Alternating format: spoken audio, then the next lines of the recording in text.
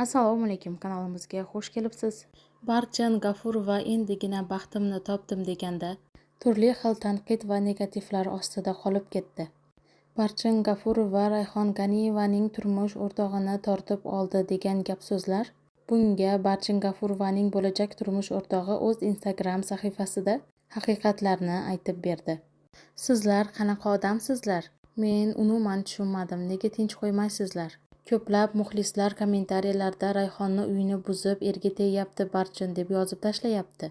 Rayhon Ganiyevaning turmush o'rtog'i Farhod Alimov: men ular bilan do'stona aloqadaman. To'g'ri, bizlarni ham o'xshash yerimiz bordir. Ammo ular to'ylarda boshlovchilik qiladi. Men esa san'atkorman, deydi Elmurod Ziyayev o'z Instagram sahifasida.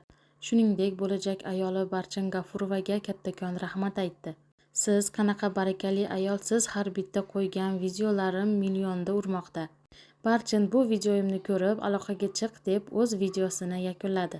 Aziz muxlis, ko'rib turganingizdek bu shunchaki o'xshatish. Barchin G'afurova va Elmurod Ziyayevga kanalimiz nomidan baxt tilab qolamiz. Aziz muxlis, tilaklaringizni kommentariyalarda yozib qoldiring.